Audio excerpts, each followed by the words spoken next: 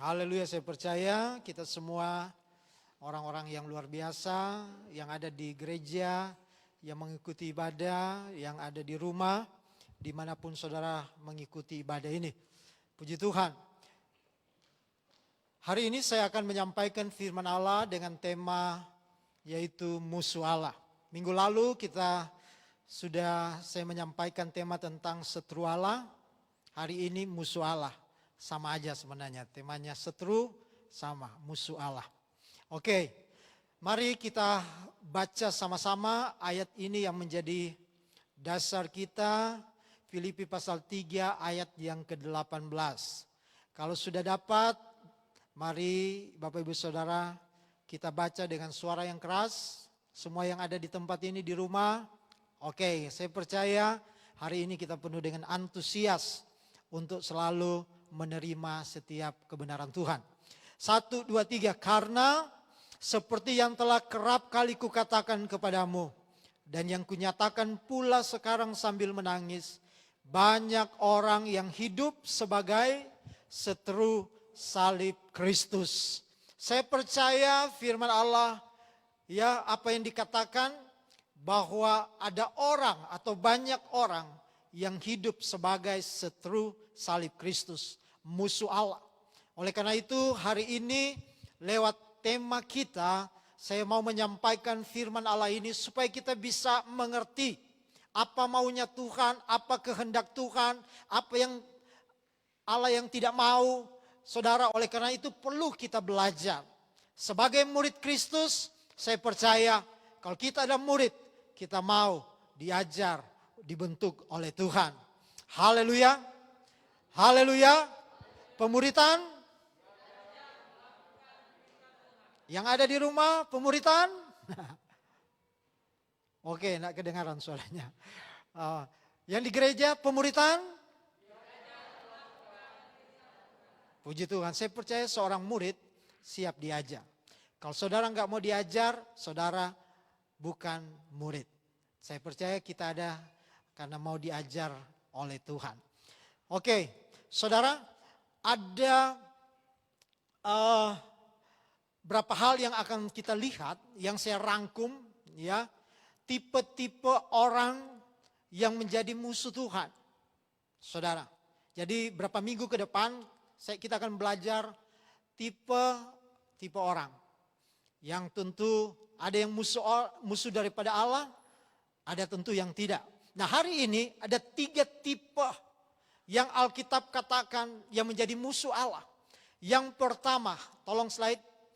Yang pertama yaitu baca sama-sama orang bebal.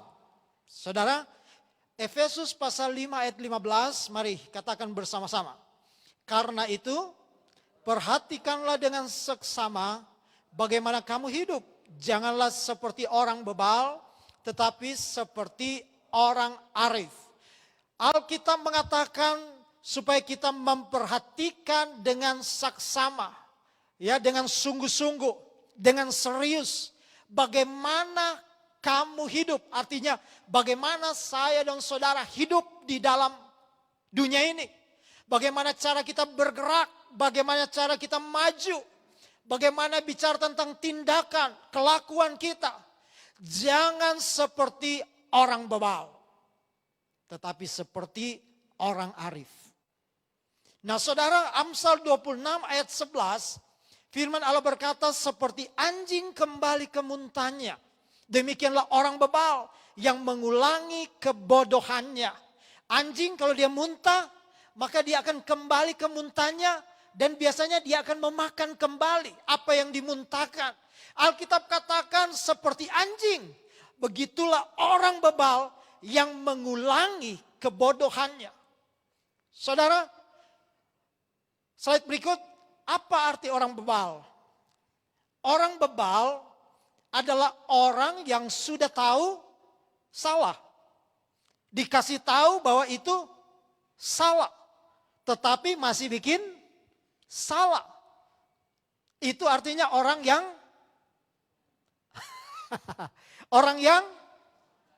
keras, orang yang. Jadi kalau ada orang, ya, sebagai anak Tuhan sudah dikasih tahu itu salah, dikasih tahu bahwa itu salah, tetapi masih bikin salah, dia adalah orang yang bebal. Jadi kalau firman Allah sudah berkata, sudah memberitahu sesuatu yang gak benar, dan itu kita tahu itu gak benar, dan itu masih kita bikin melakukan hal itu, kita adalah orang yang saya percaya kita bukan orang yang bebal. Amin. Albert Einstein ngomong gini, orang gila adalah orang yang melakukan hal yang sama berulang kali dan mengharapkan hasil yang berbeda. Hampir mirip-mirip dengan orang bebal. Nah saudara, saya akan menyampaikan apa kata firman tentang orang bebal. Saya akan ringkas saja, semua hal yang saya sampaikan saya ambil dari firman Allah. Nanti saudara, Bapak Ibu Saudara bisa share di Alkitab, di handphone, di laptop, bisa temukan kalimat-kalimat itu semua ada di dalam Alkitab. Ya, apa kata Tuhan tentang orang bebal? Orang bebal itu sibuk dengan kebodohan. Karena orang bebal memang identik dengan kebodohan. Membeberkan dan mencurahkan kebodohannya. Orang bebal itu suka melampiaskan nafsu dan merasa aman. Orang bebal benci kepada pengetahuan. Tidak berakal budi. Tidak suka kepada pengertian. Hanya suka membeberkan isi hatinya. Menyeru-nyerukan kebodohan. Itu orang bebal. Terus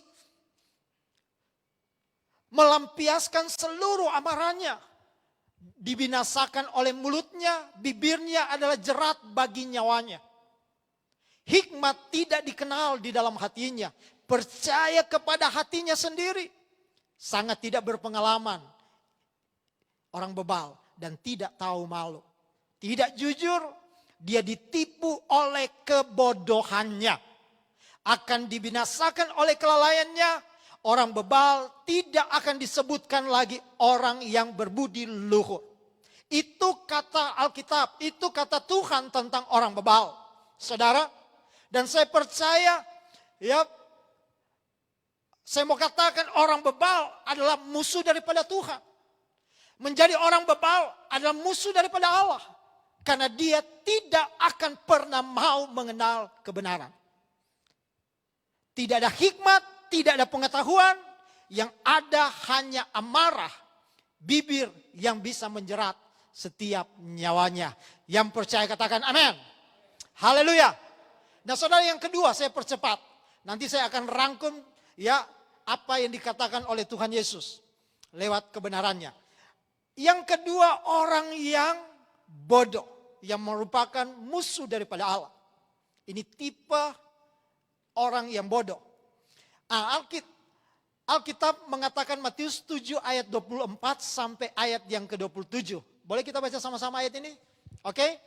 Setiap orang yang mendengar perkataanku ini dan melakukannya, ia sama dengan orang yang bijaksana. Yang mendirikan rumahnya di atas batu, kemudian turunlah hujan dan datanglah banjir, lalu angin melanda rumah itu. Tetapi rumah itu tidak rubuh sebab didirikan di atas batu, ayat 26. Tetapi kontras dengan ayat sebelumnya, berlawanan dengan ayat sebelumnya. Tetapi apa? Setiap orang yang mendengar perkataanku ini dan tidak melakukannya, ia sama dengan orang yang bodoh. Yang mendirikan rumahnya di atas pasir, kemudian turunlah hujan dan datanglah banjir.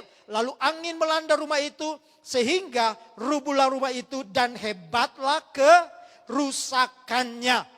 Saudara, kata bodoh di dalam ayat yang kita baca, bahasa Yunaninya moros, itu punya arti tumpul, bodoh, dungu, tolol, goblok. Gak enak ya ngomong. Acu tak acu, tidak memperhatikan. Saudara, jadi di mata Tuhan, orang yang hanya mendengar firman Allah, tidak melakukannya, sama dengan orang yang apa? Yang keras. Orang yang bodoh. Goblok sama. tidak memperhatikan. Nah saudara, di dalam ayat yang kita baca ini ada dua gambaran. Satu orang yang bijak, satu orang yang bodoh. Orang yang bijak fondasinya apa? Yang keras, fondasinya batu. Orang yang bodoh fondasinya pasir. Sama-sama ini anak Tuhan. Tuhan Yesus menggambarkan bagaimana orang yang bijak, bagaimana orang yang bodoh. Sama. Fondasi itu tidak kelihatan. Fondasi itu di dalam, tidak kelihatan. Orang yang bisa melihat bangunannya. Saudara, kita nggak bisa tahu pribadi satu dengan yang lain. Fondasi kita apa kita nggak tahu. Dasarnya kita apa nggak tahu. Tetapi Alkitab katakan Yesus bicara gini. Yang akan membuktikan rumahnya itu kuat, kokoh, terletak di fondasi. Dari batu atau pasir. Amin. Sekali lagi, yang akan membedakan rumah itu, dia kuat atau tidak. Fondasi. Dengan bukti apa? Di saat ada hujan, datang banjir, ada angin melanda rumah itu, akan membuktikan rumah itu kuat atau tidak. Kalau dia dibangun di atas batu, maka dia tetap akan berdiri kuat. Tetapi kalau dia di atas pasir, Alkitab katakan, maka dia akan rubuh rumah itu. Dan gambaran ini, rumah ini adalah gambaran seperti orang yang bodoh. Saudara, saya mau katakan begini. Kehidupan saya dan saudara akan dibuktikan di saat kita ada pergumulan. Ada masalah, ada tantangan. Tuhan izinkan ujian dalam hidup saya dan saudara. Di situ akan ketahuan kita fondasinya apa. Alkitab sudah katakan, jangan jadi orang yang bodoh. Katakan amin. Haleluya. Yang ketiga, coba kita lihat ayat-ayat yang Tuhan katakan tentang orang yang bodoh. Saya rangkum kalimat-kalimat ini. Saudara, orang yang bodoh adalah orang yang hanya mendengar perkataan Tuhan tetapi tidak melakukannya. Ayat yang sudah kita baca tadi. Tidak percaya segala sesuatu. Menolak didikan, tidak berpengetahuan. Orang yang bodoh, orang yang tak berpengalaman mendapat kebodohan. Kebodohan menyesatkan jalan orang. Lalu gusarlah hatinya terhadap Tuhan. Jadi orang yang bodoh ini orang yang cepat marah. Orang yang cepat komplain. Ada masalah dia salahin Tuhan. Alkitab katakan karena kebodohannya sendiri. Jalan orang bodoh lurus dalam anggapannya sendiri. Kadang-kadang orang bodoh itu kelihatan orang pintar. Sesuai dengan anggapan dia. Padahal dia bodoh menurut anggapannya sendiri. Sebab itu janganlah kamu bodoh. Tetapi usahakanlah supaya kamu mengerti kehendak Tuhan. Buanglah kebodohan. Maka kamu akan hidup. Dan ikutilah jalan pengertian. Terus. Kebodohan adalah kesukaan bagi yang tidak berakal budi. Orang yang bodoh, orang yang menjadi kesukaan untuk tidak berakal budi. Orang bodoh mati karena kurang akal budi. Akal budi adalah sumber kehidupan bagi yang mempunyainya. Tetapi siksaan bagi orang bodoh ialah kebodohannya. Orang bodoh menghina hikmat dan didikan. Tidak mengetahui jalan Tuhan, hukum Allah. Tidak mengikuti perintah Tuhan. Karena kebodohannya itulah yang menyesatkan hidupnya. Yang percaya katakan amin. Saya percaya saudara dan saya tidak mau menjadi yang pertama orang yang apa? Bebal. Kedua kita enggak mau jadi orang yang bodoh.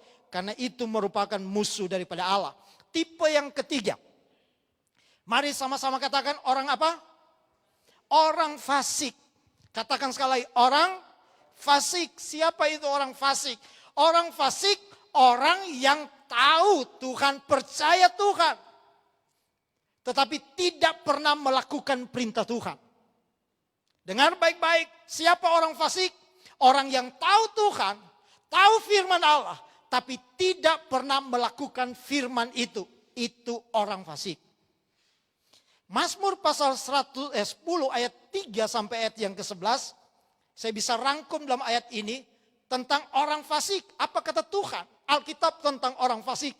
Yang pertama di situ, ya, orang fasik adalah orang yang tidak peduli akan Allah atau bahkan menganggap Allah tidak ada.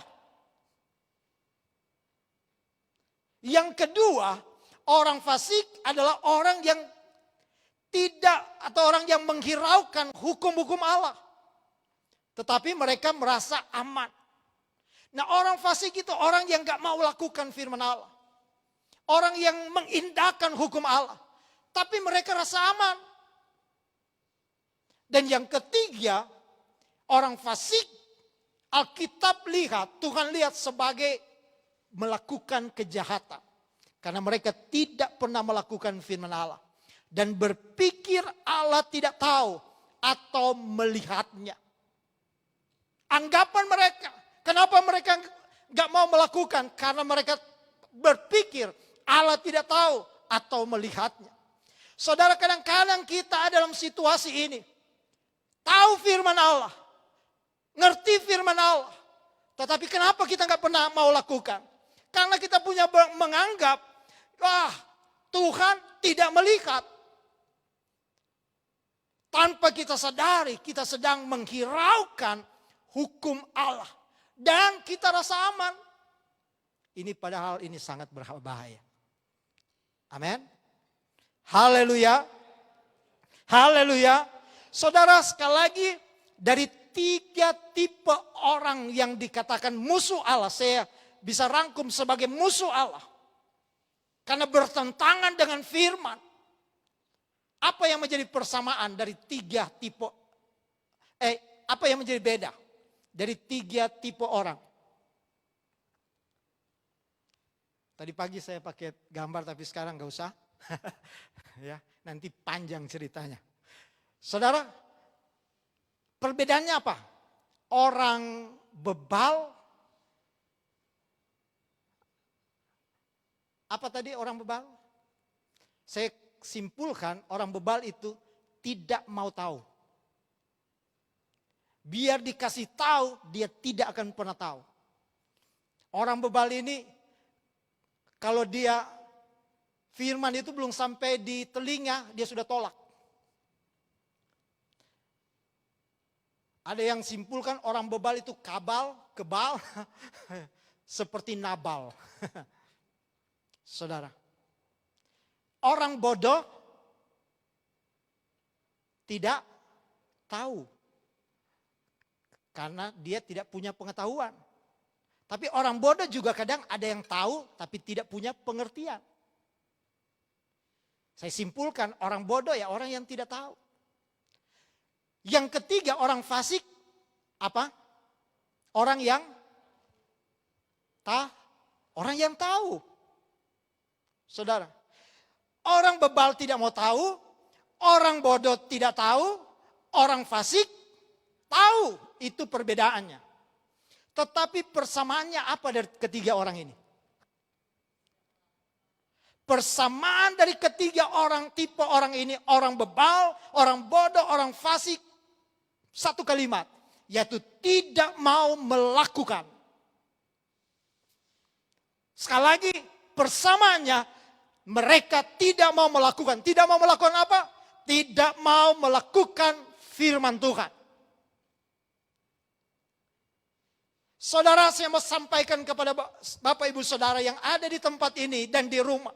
Ya, selama kita tidak pernah mau melakukan firman Allah, maka kita akan menjadi musuh Allah. Saya tidak tahu posisi apakah kita orang bebal, apakah kita orang bodoh, apakah kita orang fasik. Saya berharap di tempat ini tidak ada yang menjadi musuh Allah. Karena musuh Allah di saat dia tidak melakukan firman Allah, Tuhan lihat dia sebagai pembuat kejahatan karena tidak selaras dengan firman Allah. Karena firman Allah dikatakan dosa pada waktu dia tidak tunduk pada hukum Allah. Katakan amin. Haleluya. Nah, saya akan simpulkan dengan apa kata Yesus, khotbah Yesus di atas bukit. Ya, di dalam Matius pasal 7 ayat yang ke-15 sampai ayat yang ke-23. Ini satu perikop, kita akan melihat, kita bisa menyimpulkan bagaimana 3 tipe orang ini. Di dalam sebuah kesimpulan apa yang Yesus katakan. Ya, perhatikan baik-baik ayat-ayat ini. Ya, tolong ya, supaya yang di rumah juga bisa memperhatikan. Ya, kita fokus ke ayat-ayat ini. Bapak Ibu Saudara, mari kita akan lihat, kita akan belajar sama-sama dengan waktu yang sesingkat-singkatnya. Saudara perhatikan baik-baik, supaya kita bisa memahami ayat-ayat ini ada hubungan dari ayat 15 sampai ayat 23. Sehingga kita bisa menumbuhkan bagaimana sih ya keinginan kemauan Tuhan. Supaya kita tidak menjadi musuh Allah. Ayat yang ke-15. Oke, sudah siap? Ya. Baca sama-sama ayat 15. 1, 2, 3. Waspadalah terhadap nabi-nabi palsu yang datang kepadamu dengan menyamar seperti domba. Tetapi sesungguhnya mereka adalah serigala yang buas. Perhatikan. Saudara, dari ayat 15 ini kita dapat mengetahui bahwa di situ ada nabi-nabi palsu. Yesus berkata nabi-nabi palsu. Yang menyamar seperti domba namun sesungguhnya adalah serigala yang buas. Serigala aja sudah ngeri. Ini ditambah ditekan dengan kata buas. Serigala ini bisa menjadi sesuatu yang berbahaya buat domba. Domba tidak bisa melindungi diri. Nah saudara, nabi palsu di ayat ini yang disampaikan oleh Tuhan Yesus, di sisi lain juga berarti ada nabi asli. Setiap ada palsu pasti ada yang asli. Di sini Yesus ingin memberitahu bahwa ada nabi palsu yang menyamar seperti nabi asli.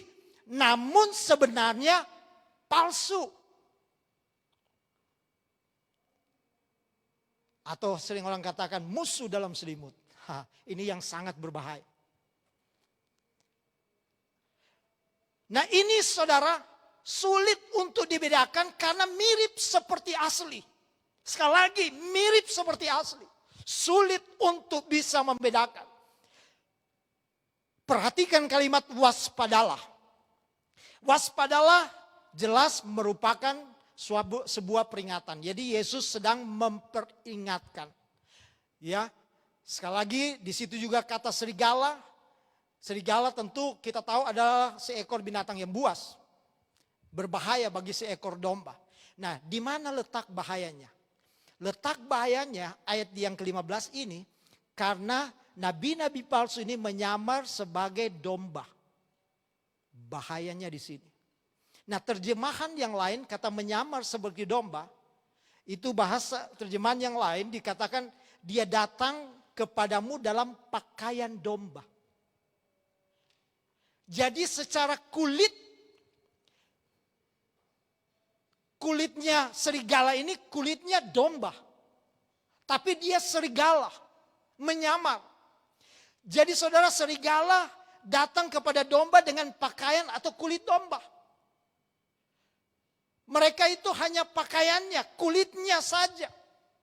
Tetapi dalamnya, jeroannya serigala. Nah ini yang membahaya. Saya mau katakan kadang-kadang banyak orang-orang Kristen yang cuma pakaian kulitnya saja yang Kristen. Tetapi dalamnya tidak. Ada serigala yang buas, yang berbahaya. Amin. Kadang-kadang kita jadi orang Kristen hanya KTP-nya aja Kristen. Datang ke gereja, hanya jadi penonton. Hanya lihat yang enak-enak saja. Dengar khotbah yang enak-enak. Ya sehingga gak ngalami sesuatu. Gak ngalami hal. Datang hanya sebagai penonton. Gereja yang, gereja adalah sebuah hiburan. Ya asik hanya pada ukuran-ukuran kedagingan semata. Saya mau katakan orang Kristen yang tipe seperti ini. Orang Kristen yang gak akan pernah mengalami sebuah pertumbuhan rohani. Tidak akan pernah mengalami sebuah mujizat. Tidak akan terjadi sebuah perubahan. Karena kulitnya aja. Tetapi dalamnya sesuatu yang berlawanan. Bertentangan. Musuh Tuhan. Mereka disebut nabi-nabi palsu ayat 15. Jadi saudara, serigala-serigala ini bukan menyamar sebagai orang Kristen biasa. Alkitab katakan sebagai nabi. Nabi itu siapa? Orang yang punya kedudukan yang tinggi. Yang menyamar sebagai orang yang punya kedudukan yang tinggi. Ini gambaran, Tuhan menggambarkan orang bukan orang biasa. Artinya orang punya pengaruh. Nabi juga kan punya pengertian orang yang memberitakan firman Allah. Kadang-kadang saya ketemu orang, ya kalau ngomongnya luar biasa. Keluarnya firman. Bukan salah. Itu yang kita mau. Tapi yang Tuhan mau koreksi hidup kita. Jangan hanya kulitnya aja. Amin. Jangan hanya kelihatan di luar saja. Tetapi perubahan itu harus terjadi di dalam kita. Berdampak keluar. Haleluya. Haleluya. Sehingga di mana saudara berada, saudara jadi berkat membangun setiap kehidupan. Ada membawa kehidupan yang Tuhan inginkan. Boleh katakan amin? Amin. Saya percaya jemaat Smyrna, saudara ada di tempat ini, saudara siap dibentuk, bukan penonton. Saudara kalau engkau jadi penonton, saudara nggak akan mengalami apa-apa. Nggak akan mengalami apa-apa. Tetapi kalau saudara ada, karena saudara kata Tuhan, aku ada, bentuk aku. Untuk jadi serupa dengan Kristus. Haleluya, ayat yang ke-16. Ayat yang ke-16. Baca sama-sama ayat ini. Dari buahnya lah kamu akan mengenal mereka. Dapatkah orang memetik buah anggur dari semak duri? Atau buah arah dari rumput duri? Ayat yang sebelumnya, ayat 15, Yesus memberitahukan persamaan nabi-nabi palsu dan asli. Oleh sebab itu Yesus memberikan sebuah peringatan, waspadalah. Nah ayat yang ke-16 ini saudara, Tuhan memberitahukan perbedaan antara nabi palsu dan asli dengan cara apa? Melihat buahnya. Nabi palsu dan asli itu bisa dilihat dari buahnya. Kemudian Yesus melanjutkan dengan perumpamaan di dalam ayat yang ke-16 bagian B tadi. Dapatkah orang memetik buah anggur dari semak duri? Atau buah arah dari rumput duri? Itu mulai sebuah perumpamaan. Nah ayat 17 sampai ayat yang ke-20 menjelaskan mengenai perumpamaan itu saudara. Nah coba kita lihat. Ayat 16 sekali lagi merupakan bagaimana Tuhan mau menjelaskan tentang sebuah perumpamaan. Coba kita baca ayat 17 dan seterusnya sampai ayat yang ke-20. Ya, kita cepat saja. 1, 2, 3. Demikianlah setiap pohon yang baik menghasilkan buah yang baik. Sedang pohon yang tidak baik menghasilkan buah yang tidak baik. Ayat 18. Tidak mungkin pohon yang baik itu menghasilkan buah yang tidak baik. Ataupun pohon yang tidak baik itu menghasilkan buah yang baik. Ayat 19. Dan setiap pohon yang tidak menghasilkan buah yang baik pasti ditebang dan dibuang ke dalam api. Katakan amin. Artinya Tuhan mau katakan kalau pohon itu baik akan menghasilkan buah yang baik. Pohon yang baik tidak mungkin menghasilkan buah yang tidak baik. Sebaliknya pohon yang tidak baik tidak mungkin menghasilkan buah yang baik. Saudara, buah adalah hasil dari pohon yang baik. Buah adalah akibat dari pohon yang baik. Saudara, saya katakan gak bisa kita balik. Ya jangan dibalik. Buah ya itu bukan, sekali lagi, buah adalah hasil dari pohon itu. Ya. Kalau pohon itu baik, pasti buahnya hasilnya baik. Amin. Haleluya. Nah saudara, ayat yang ke-20. Jadi dari buahnya lah kamu akan mengenal mereka. Tuhan ulangi lagi sekali lagi. Jadi dari buahnya lah kamu akan mengenal mereka. Artinya apa? So, buah di sini bicara tentang apa? Buah di sini bicara tentang kehidupan. Katakan kehidupan. Buah ini bicara tentang kehidupan yang akan membedakan antara palsu dan asli. Yaitu kehidupannya. Yang akan membedakan yang asli dan palsu adalah perbuatannya, kehidupannya. Saudara. Dan saya dan saudara bisa berbuat baik karena punya iman yang lahir dari firman Allah. Hasilnya dari firman Allah. Amin. Haleluya. Karena iman kepada firman Tuhan. Sehingga kita bisa menghasilkan buah. Ayat yang ke-21. Ayat yang sangat terkenal. Ayat yang saudara mungkin menjadi hafalan. Tapi kadang-kadang saya lihat orang baca ayat 21, 22, dan 23. Tidak pernah baca ayat-ayat sebelumnya. Nah ayat yang ke-21. Saudara dimulai bukan setiap orang. Jadi kata setiap orang yang dimaksud di Alkitab ini saudara. Adalah bicara tentang tadi yang palsu. Nabi-nabi palsu tadi. Nah kalau tadi dimulai dengan perbedaan. Ya, tapi ayat 21 dimulai dengan kata persamaan. Jadi bukan setiap orang yang berseru kepadaku Tuhan, Tuhan. Saudara yang palsu dan yang asli yang di gereja kita nggak tahu. Di saat engkau berseru Tuhan, Tuhan, Tuhan, kita sama, kita nggak tahu yang asli dan palsu. Di saat engkau menyanyi tadi bagi Tuhan, memuji Tuhan, menyembah Tuhan.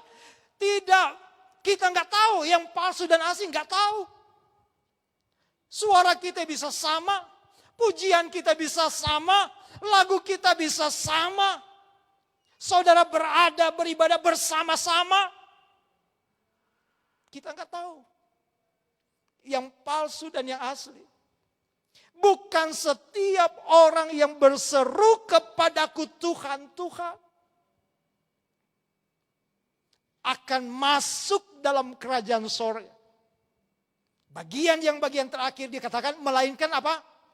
Dia yang melakukan kehendak Bapakku yang di sorga. Artinya saudara yang menentukan ya. Yang dilihat kita boleh sama-sama berseru Tuhan, Tuhan, Tuhan. Kita boleh menyanyi, boleh menyembah Tuhan. Kita katakan Tuhan hebat, Tuhan dahsyat, Tuhan luar biasa, segala pujian hanya bagi Tuhan. Haleluya, bukan itu yang Tuhan lihat. Memang itu penting. Tetapi Tuhan katakan yang akan masuk surga dari buahnya. Buahnya apa? Yang melakukan kehendak Bapa. Pemuritan. Boleh lebih keras. Pemuritan diajar melakukan perintah Tuhan. Jadi saudara, jemaat yang ada, saudara di tempat ini, tema tahun ini kita pemuritan. Kalau engkau mau siap jadi murid, siap diajar. Orang bebal gak mau diajar. Orang bodoh gak mau pengetahuan. Orang fasik tahu firman tapi gak mau. Pandang enteng. Ketiga orang itu gak mau melakukan firman Allah. Tapi saya mau saudara ada di tempat ini. Dengar baik-baik setiap firman Allah. Jangan pernah menolak didikan Tuhan. Tetapi engkau katakan kalau engkau ditegur. Ya. Bersyukur engkau ada di gereja ini. Dan saudara dengan firman Allah. Engkau ditegur oleh Tuhan. Engkau katakan terima kasih Tuhan. Aku siap diajar. Kalau masih Tuhan memberitahukan firman Allah hari ini. Tuhan tegur, Tuhan nasihati saudara. itu kesempatan bagi saudara. Boleh katakan amin? Haleluya. Haleluya. Karena saya berdoa supaya setiap firman Allah bukan menyenangkan kuping saudara. Tetapi saya mau menyenangkan Tuhan dan saudara mengalami perubahan. Katakan amin. Ayat 22. Pada hari terakhir. Katakan sama-sama. Pada hari terakhir banyak orang akan berseru kepadaku. Oh, hari terakhir banyak orang akan berseru. Kita nggak tahu yang banyak orang itu palsu atau asli, nggak tahu. Gembala nggak tahu. Dan saya tidak sementara menghakimi saudara karena saya nggak tahu. Tapi kalau Tuhan memberitahu, Tuhan yang tahu. Haleluya. Banyak orang akan berseru kepada Tuhan. Mereka berseru bagaimana? Tuhan, Tuhan, bukankah kami bernubuat demi namamu dan mengusir setan demi namamu dan mengadakan banyak mujizat demi namamu juga? Orang-orang ini hebat. Saudara, sekali lagi berkali-kali saya katakan, ya, jangan pernah bangga kalau saudara mengusir setan. Jangan pernah bangga kalau saudara melihat ada mujizat. Memang kita bersyukur di dalam Tuhan yang hebat pasti ada pertolongan. Amin. Haleluya. Tetapi tujuan kita dengan Tuhan adalah sebuah hubungan keintiman. Berkali-kali kita datang kepada Tuhan. Jangan hanya berkat, mujizat. Di gereja ini saya sudah melihat banyak mujizat terjadi. Secara pribadi alami saya sudah melihat banyak mujizat. Bukan bagian lagi itu kita mempertanyakan tentang mujizat. Amin. Haleluya. Saya percaya saudara juga sudah mengalami banyak mujizat. Haleluya. Di gereja sini, ya, orang banci bisa bertobat. Saudara, itu mujizat Tuhan. Laki jadi perempuan, dia wanita. Doa saya, Tuhan, kalau dia tidak berubah, ya, dia tidak berubah. Saya percaya apa yang akan terjadi. Tapi bagi Tuhan, Tuhan bisa merubah. Amin. Tuhan kembalikan. Haleluya.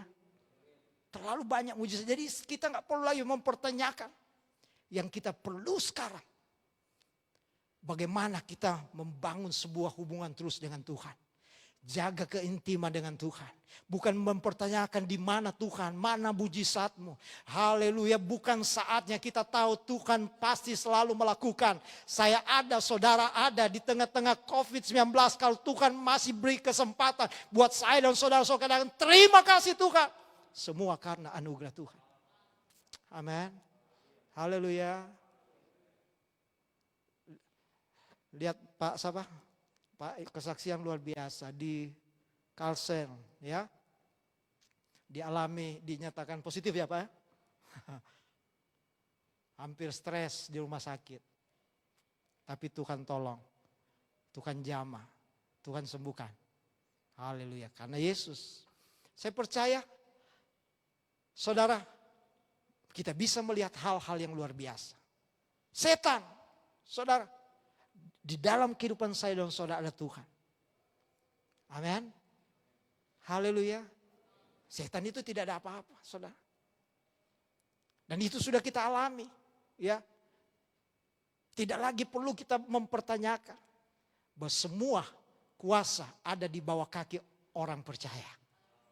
Haleluya. Ayat yang ke-23, ayat yang terakhir. Nah, kalau yang terakhir kan paling senang kita. Oke, kita akan tutup ayat ini. Mari kita baca sama-sama. Ayat yang ke-23, 1, 2, 3. Pada waktu itulah aku akan berterus terang kepada mereka. Dan berkata, aku tidak pernah mengenal kamu. Nyala daripada aku kamu sekalian pembuat kejahatan. Saudara, saya nggak mau di antara saya dan saudara tragis di masa terakhir. Kita rasa kita ada di gereja kok. Ya, kita rasa kita sering ada di rumah Tuhan. Tetapi tanpa kita sadari kita adalah orang yang bebal. Tanpa kita sadari kita ternyata orang yang bodoh. Tanpa kita sadari kita orang yang fasik. Karena apa? Karena kita tidak pernah mau melakukan firman Allah. Dengar baik-baik. Selama engkau tidak pernah mau melakukan firman Allah. Selama engkau tidak pernah tunduk kepada hukum Tuhan. Selama engkau tidak mau dengar firman Allah dan melakukannya. Engkau akan menjadi musuh Allah. Jangan sampai di hari-hari terakhir. Di saat tidak ada kesempatan. Tuhan berkata, aku akan berterus terang kepada kamu. Kamu di sini, mereka siapa? Yang palsu tadi. Menyala daripadaku kamu sekalian pembuat kejahatan. Amin. Kenapa disebut kejahatan? Karena mereka tidak pernah selaras dengan firman Allah. Hari ini, apa yang Tuhan izinkan dalam hidupmu. Kalau orang Tuhan tegur, Tuhan nasihati. Mari katakan terima kasih Tuhan. Katakan terima kasih Tuhan. Haleluya. Jadilah orang yang praktek firman Allah. Mungkin hari ini engkau katakan, aduh sulit saya untuk mengampuni. Tapi saya mau katakan kepada Bapak Ibu Saudara. Kalau engkau mau jadi anak Tuhan, murid Tuhan, tidak boleh menolak. Engkau katakan Tuhan, saya tahu yang menjadi musuh Allah seteru karena keinginan dagingku. Tapi hari ini aku mengambil keputusan. Aku mau mengampuni. Aku mau mengasihi. Amin. Apa yang menjadi mungkin Tuhan tegur kita hari ini. Tuhan tegur, wah saya ini malas. Ya, malas datang ibadah. Kalau Tuhan tegur, mari lakukanlah kehendak Tuhan. Haleluya. Tuhan mungkin tegur, Tuhan ajar, kita kurang memberi. Saudara, kalau Tuhan tegur, kita kan terima kasih Tuhan. Saya nggak mau jadi orang yang kikir, pelit. Kalau itu memang kehendak-Mu Tuhan.